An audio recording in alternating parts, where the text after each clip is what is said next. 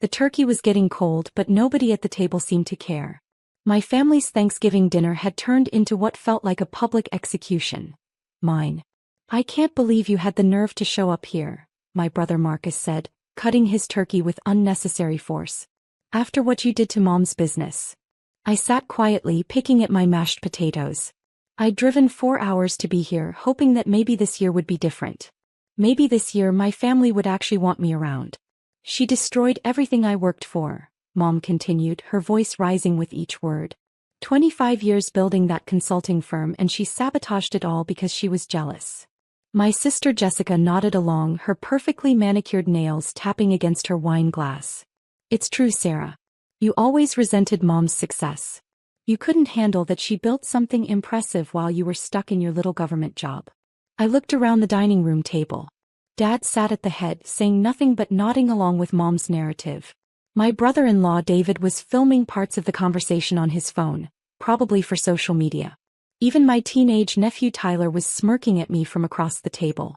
"I didn't sabotage anything," I said quietly. "I tried to warn you about." "Warn me?" Mom's voice exploded across the room. "You went behind my back and contacted my biggest clients. You filled their heads with lies about my business practices." "They weren't lies, Mom. The books you showed them were perfect," she interrupted. "Those financial statements were reviewed by professionals. But you couldn't leave well enough alone, could you? You had to stick your nose where it didn't belong." Marcus leaned forward, his face flushed with wine and anger. "Do you have any idea how much money Mom lost because of your little whistleblowing campaign? 3 major contracts, Sarah. 3. I knew exactly how much money she'd lost. I also knew exactly why she'd lost it. But sitting here, surrounded by people who were supposed to love me, I felt completely alone. And now she's being investigated by the state," Jessica added dramatically. "The State Board of Accountancy is breathing down her neck, all because her own daughter decided to turn traitor." "I'm not a traitor," I said, my voice barely above a whisper. "I'm a federal forensic accountant. When I saw what was happening with the books, I had to." "You had to what?" Mom screamed, standing up so fast her chair fell backward. "You had to destroy your own mother? You had to ruin the business I spent decades building." The room went silent except for the sound of Mom's heavy breathing. Everyone was staring at me, waiting for my response. I could feel their judgment, their anger, their complete dismissal of everything I'd tried to tell them over the past 6 months. "I tried to explain this to you privately," I said, my voice steady despite the hurricane of emotions swirling inside me. "I called you 16 times. I drove here twice. I sent you registered letters. You refused to listen. Because there was nothing to listen to." Mom's face was red now, veins bulging in her neck. "You were making up problems that didn't exist. My business was thriving. Your business was built on fraudulent financial statements, Mom. You were inflating revenue numbers, hiding liabilities, and lying to investors about." "Lies," she screamed so loud that Tyler actually flinched. "All of it lies." Dad finally spoke up. "Sarah, I think you should leave. You're upsetting your mother on Thanksgiving." "I'm upsetting her?" I couldn't keep the incredulity out of my voice. "Dad, do you understand what I do for a living? I investigate financial crimes for the federal government. When I discovered that my own mother was what?" Mom's voice had reached a pitch I'd never heard before. "Was successful. Was building something meaningful with her life while you sit in some basement office pretending to be important." The words hit me like physical blows. I'd spent 7 years earning my certifications as a forensic accountant. I'd worked on cases involving massive corporate fraud, political corruption, and organized crime. I'd helped recover millions of dollars in stolen assets and put dozens of criminals behind bars. But to my family, I was just Sarah, the disappointment who worked in a little government job. "You know what your problem is?" Marcus said, refilling his wine glass. "You're jealous. You've always been jealous of Mom's success, and now you're using your government connections to try to bring her down. That's not it. Is." Mom screamed again.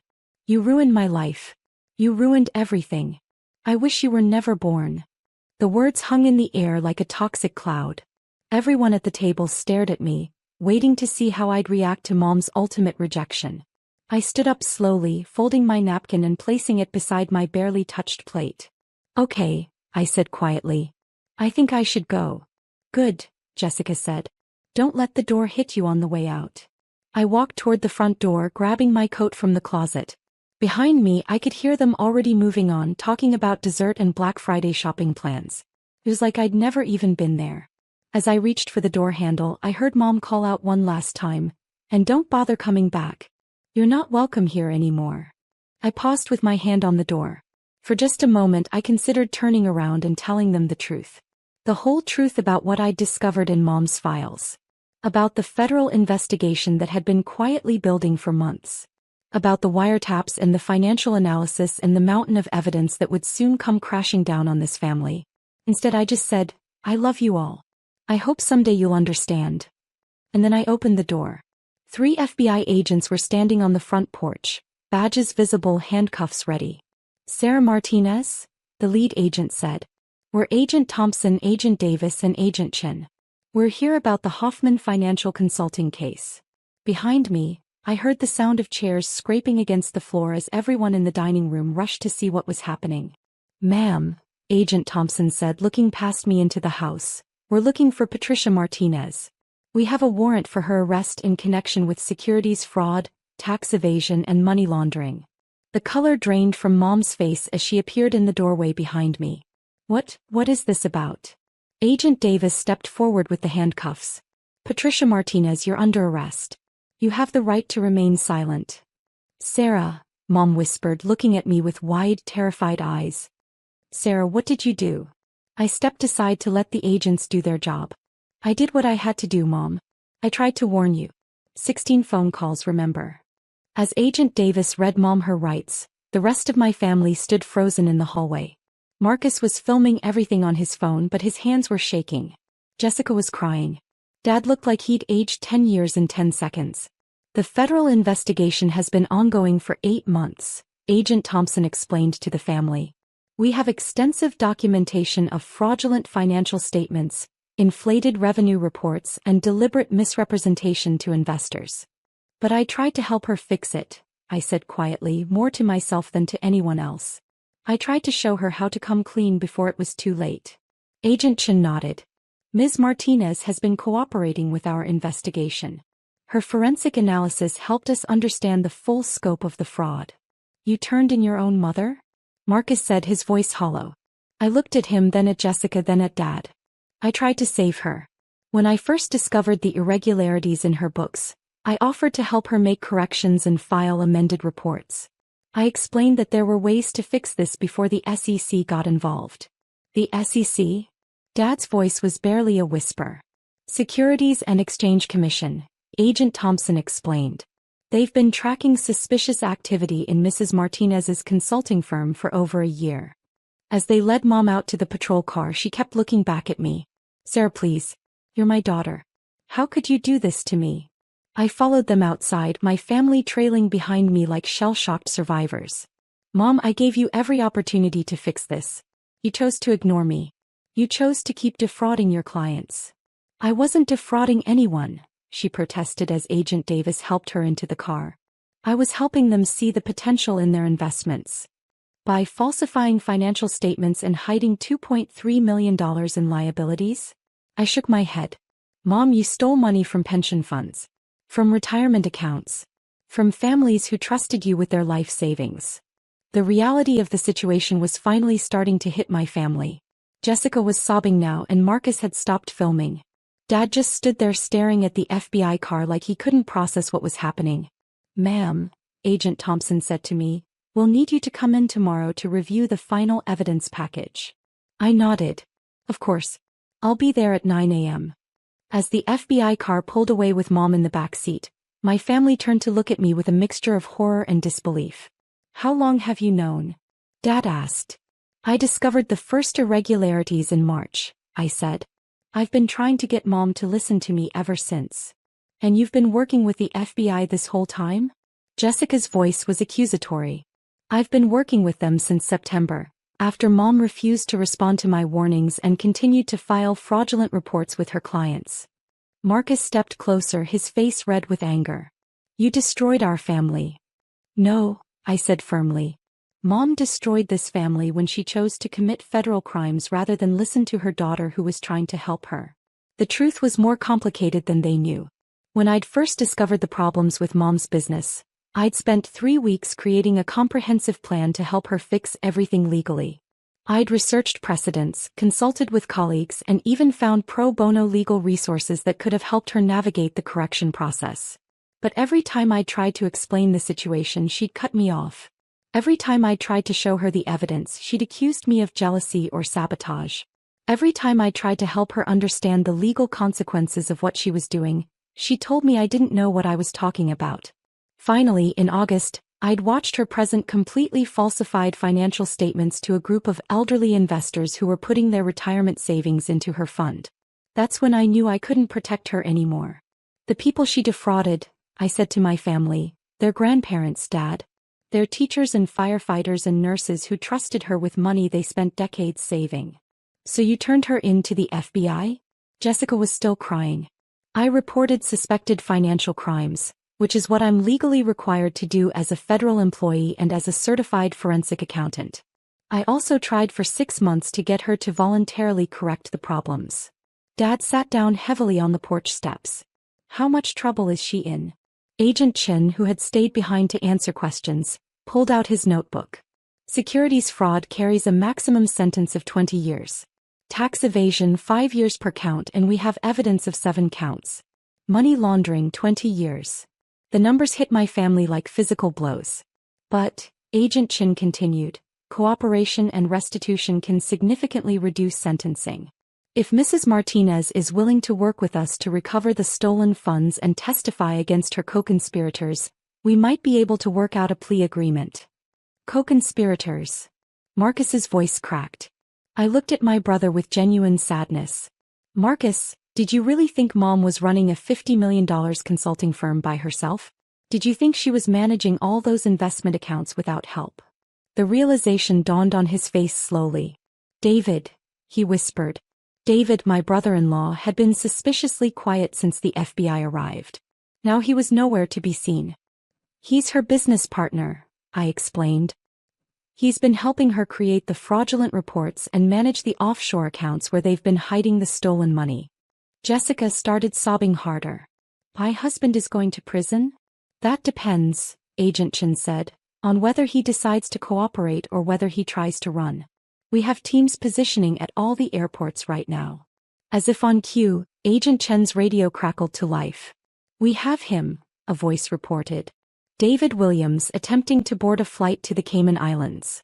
We found $400,000 in cash in his carry-on bag.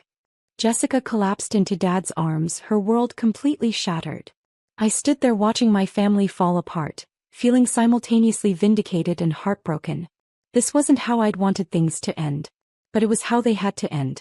Sarah, Dad said, looking up at me with tears in his eyes, is there anything we can do? For the first time all day I heard something other than anger or dismissal in his voice. I heard desperation and maybe, just maybe, the beginning of understanding.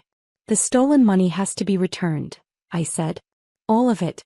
The house Mom bought last year, the cars, the jewelry, the vacation properties. It all has to go back to the victims. What about us? Marcus asked. What about our kids? Jessica's kids. I sat down on the porch steps next to Dad. The legitimate assets will be protected. Mom's original house, the one she bought before the fraud started, will probably be safe. Her legitimate consulting income will be safe. But everything purchased with stolen money has to be returned. Agent Chin closed his notebook and handed me his card. Ms. Martinez, thank you for your cooperation throughout this investigation. Your forensic analysis was crucial in building this case. After he left, my family and I sat on the porch in silence for a long time. The sun was setting, and the neighborhood was quiet except for the sound of distant laughter from other families enjoying their Thanksgiving dinners. I tried to tell you, I said finally. I tried so many times. Dad nodded slowly. We didn't listen. You didn't just not listen, I said gently. You attacked me for trying to help. You made me feel like I was crazy for seeing problems that were clearly there. Jessica wiped her eyes with a tissue. We thought you were jealous. I was never jealous of Mom's success. I was terrified of what would happen when the truth came out. I knew that if she didn't fix things voluntarily, The federal investigation would eventually destroy not just her but all of you. Marcus looked at me with something that might have been respect for the first time in years. So you turned her in to protect us? I turned her in because it was the right thing to do. But yes, I also hoped that cooperation might help reduce the damage to the family. We sat there as the sky grew darker, processing the reality of what had just happened. My mother was in federal custody. My brother-in-law was probably joining her soon. My family's entire financial world was about to be turned upside down. But for the first time in months I didn't feel alone. "Sarah," Dad said quietly, "I'm sorry we didn't listen to you." I reached over and took his hand. "I'm sorry it had to come to this." "What happens now?" Jessica asked. I pulled out my phone and showed them the contact information I'd been carrying around for months. "Now you call this lawyer. Her name is Margaret Stone, and she specializes in helping families navigate federal fraud cases. I've already briefed her on your situation." "You've been planning for this," Marcus said. "It wasn't an accusation this time." "I've been hoping it wouldn't come to this," I corrected. "But yes, I've been preparing for the possibility." As we walked back into the house, the Thanksgiving dinner still sat on the table, cold and forgotten. It seemed like a metaphor for our family, something that should have been warm and nourishing, left to grow cold because of poor choices and stubborn pride. "The next few months are going to be difficult," I told them as we cleared the table together. "There will be more arrests, asset seizures, and probably media attention. But if everyone cooperates fully with the investigation, we can get through this." Dad looked at me as he scraped plates into the trash. "Will you help us?" It was the first time in years that any of them had asked for my help with anything. "Of course," I said. "That's what I've been trying to do all along." Later that night, as I drove back to my apartment, I thought about the phone calls I'd have to make tomorrow. The victim families who would finally learn that their stolen money might be recovered. The federal prosecutors who would begin building their cases. The media outlets that would want to interview the daughter who turned in her own mother. It wasn't the Thanksgiving I'd hoped for. But maybe, just maybe, it was the beginning of something better for my family. A foundation built on truth instead of lies, respect instead of dismissal, and justice instead of willful blindness. My phone buzzed with a text from Dad. "Thank you for trying to save us, even when we wouldn't let you." I pulled over and typed back, "That's what family does. We'll get through this together." For the first time in months, I actually believed it.